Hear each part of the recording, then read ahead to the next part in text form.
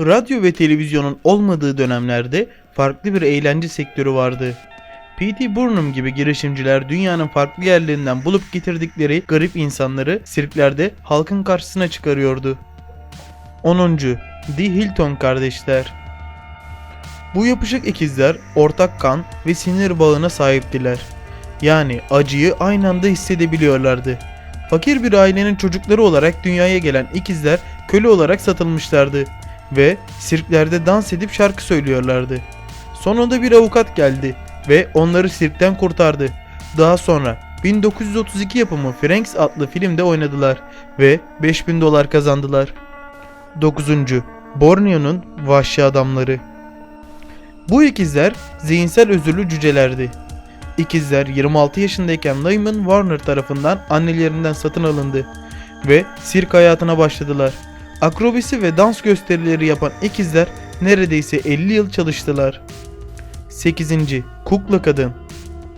180 gram ve 15 santim olarak dünyaya gelen Lucia ergenlik döneminde bir kedi boyutundaydı. 1864 yılında Meksika'da doğan Lucia dünyada bilinen en küçük insandır.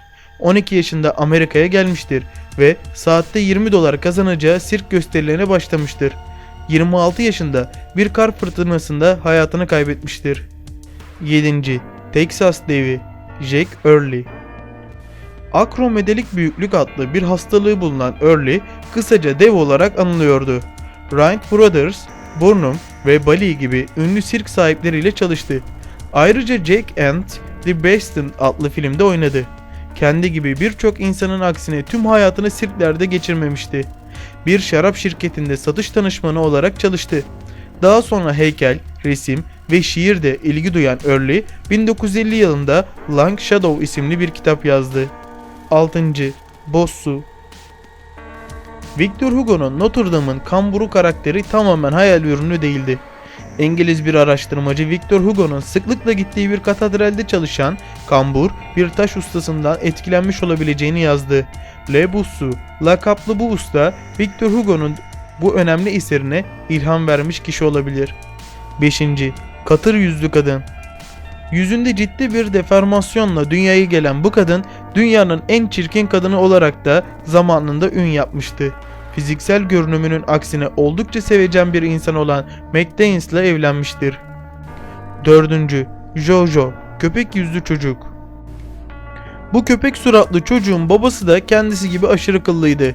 Babası vahşi doğada yabani bir hayat sürüyordu ve bir köpek gibi yaşıyordu.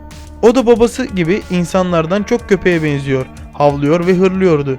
Babası alkol sorunu sebebiyle hayatını kaybetti. Fakat Fedor inancını kaybetmedi ve P.T. Barnum yanında gösterilere çıkmaya başladı. İngilizce, Rusça ve Almanca konuşabiliyordu. 3. Julia Pastarana. 1860 yılında hayatını kaybeden bu Meksikalı kadının da aşırı kıllanma sorunu vardı.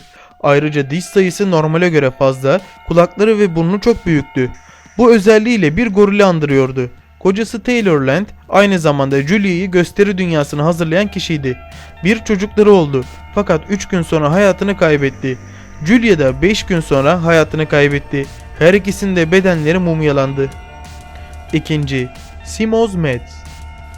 Mikrosefali hastalığına sahip Metz, kafası normale göre oldukça küçüktü ve zeka seviyesi de aynı ölçüde düşüktü. Buna rağmen şarkı söylüyor, dans ediyor ve 10'a kadar sayabiliyordu. Ayrıca 40 yaşındayken Franks adlı filmde oynadı. 1. Solucan Adam Prens Randian.